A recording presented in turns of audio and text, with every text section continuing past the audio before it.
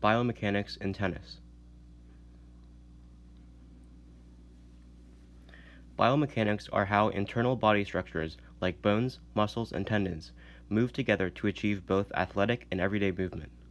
Biomechanics are essential for player development while also limiting the risk of injury.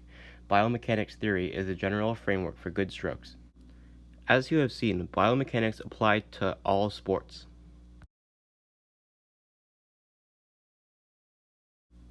Biomechanics are important for tennis because many biomechanics are used at many different times in the tennis rally.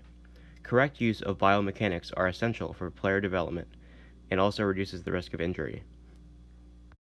The stretch-shorten cycle is the pattern of elastic energy that is built up through an eccentric action and then released and enhanced through a concentric action. An example is bending your knees after your serve toss. You're building your energy and then you explode up to the ball, which is a concentric action. Another example is the split step in tennis, enabling more explosive movement in all directions when the feet hit the ground. The key to maximizing energy is timing the stretch. If you hold the stretch for too long, potential energy will start leaking from the movement.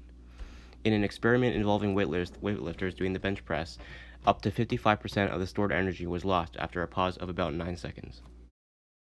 The kinetic chain is the chain of muscle groups, either moving one after another for power strokes or all as one unit for precision strokes. It starts from the point most away from contact and ends at contact. The most common cause of injury in tennis is alteration to the kinetic chain.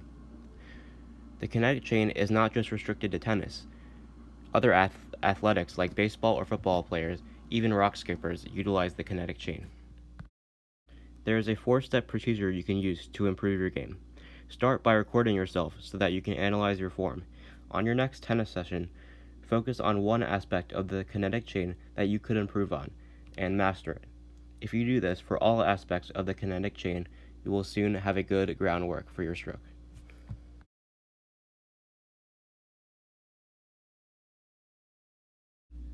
There are a few biomechanical movements you will need to understand. These are shoulder flexion, knee flexion, trunk rotation, shoulder horizontal abduction, elbow flexion and extension, internal shoulder rotation, forearm pronation and supination, and wrist radial and ulnar deviation. The serve is perhaps the most studied tennis stroke because it is achieved from a still position and it is the only stroke the player has total control over. It is also the most complex stroke. The kinetic chain starts after the ball toss with knee flexion, initiating the natural ground reaction force in the stretch-shorten cycle. The trunk is rotated laterally such that it points towards the back corner of the fence. There is then a slight backwards tilt of the trunk, resulting in the non-dominant shoulder being higher than the hitting shoulder. Now starts the process of explosively accelerating and jumping to the ball. Internal shoulder rotation occurs. Internal shoulder rotation increases racket velocity at impact by 40%. And then elbow extension occurs. This will create a racket drop that is the main source of power, acting as a whip. The most important part is the wrist staying loose but accelerating just before contact. At contact, the trunk is pointing inside the court.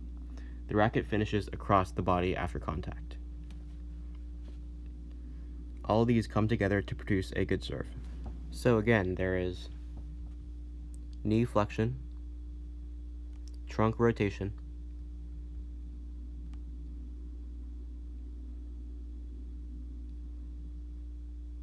and then internal shoulder rotation, followed by elbow extension, and loose wrist, and finish across the body. Looking back and analyzing a serving session I had, I found that I initiated the stretch-shorten cycle too early. As you can see, knee flexion occurred actually before my right foot came in, so I was holding it for way too long, which was decreasing the power on my serve.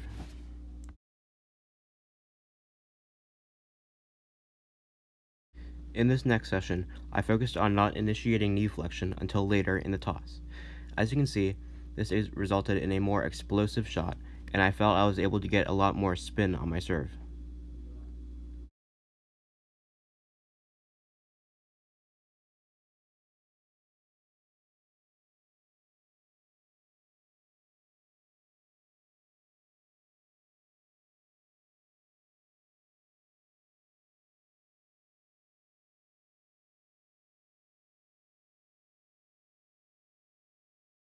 The forehand is like the serve in that their kinetic chains are very similar, but you must react to your opponent's shot first.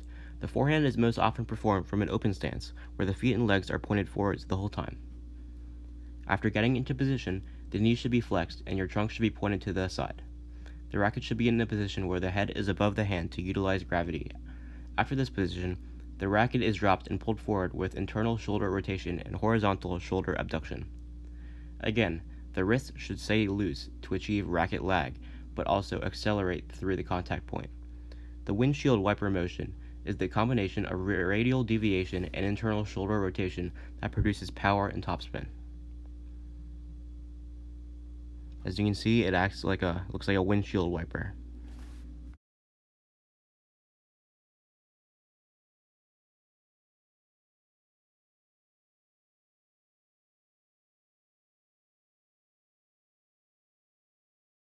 Looking at an earlier practice session, I found that one of the flaws of my forehand was that I tended to arm the shot a lot more. My wrist did not stay loose throughout the shot, and this created a lot of inaccuracy and unforced errors.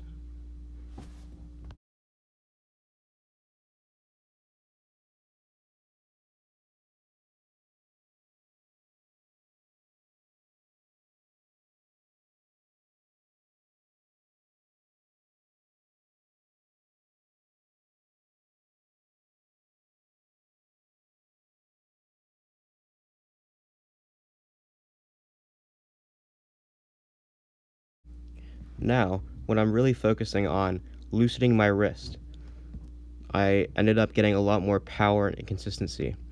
Also, as you can see in the top right, my shots ended up a lot deeper in the court than before. You might have noticed that just focusing on one aspect of the kinetic chain in one practice session makes the rest of the aspects better as well. This is just one of the benefits of knowing the kinetic chain and utilizing it to your advantage.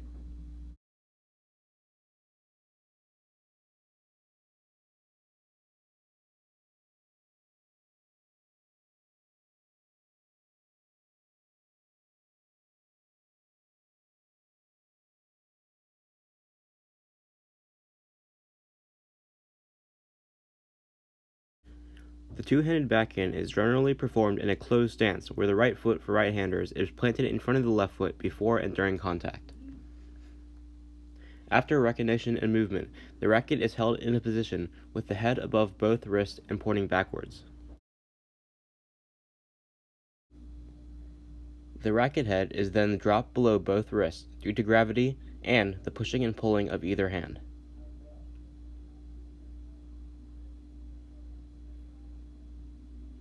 The racket is accelerated through contact and finishes above the shoulder. Looking at my previous backhand, I can see that my takeback doesn't go really above the wrist as much as it goes beside them. This causes to my wrist being very tight during the swing and having to rely on too much rotation, and it causing a lot of inaccuracy.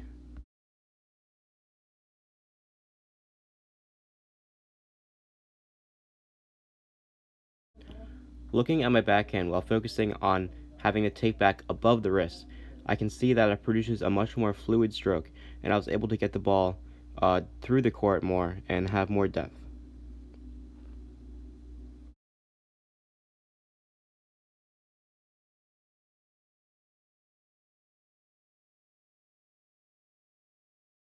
The volley is the shot with the least technical variation and the simplest because of the little time there is before the ball is hit. After recognition, the shoulder is internally rotated and the racket head is above the hand. Contact is achieved through the wrist having a punching motion through the ball. It is crucial, unlike any other strokes, that the wrist stays firm for both forehand and backhand throughout the shot. It is necessary to achieve better consistency and accuracy with the volleys.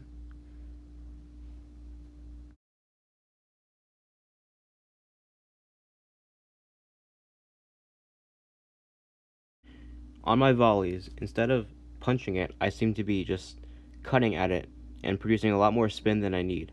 This also increases inaccuracy.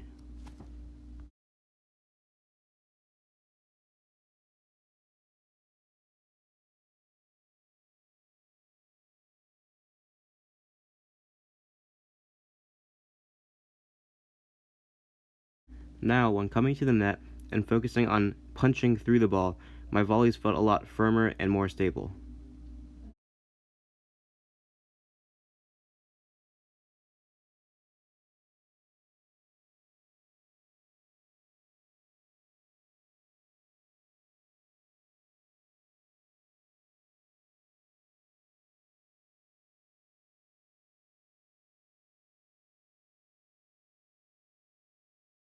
The backhand slice is used to put backspin on the ball, causing it to have a low and short bounce. After recognition, the trunk is rotated and the racket head is placed pointing upwards, with one hand on the throat and one on the grip. The racket is then aggressively chopped down under the ball. The finish should be higher than the contact point.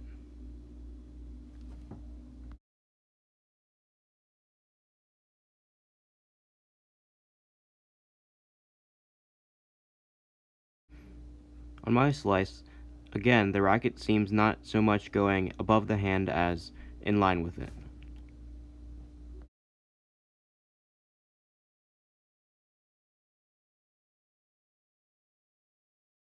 Unfortunately, I wasn't able to get any video of me practicing the slice, but it did feel more in control and stable than before. In conclusion, there are certain biomechanical motions in each tennis stroke that can improve performance if focused on and trained. With the age of technological advances, we can now analyze our own strokes with new equipment. Stroke optimization is now becoming closer and closer to being a reality. The next step is focusing on the mental side of tennis.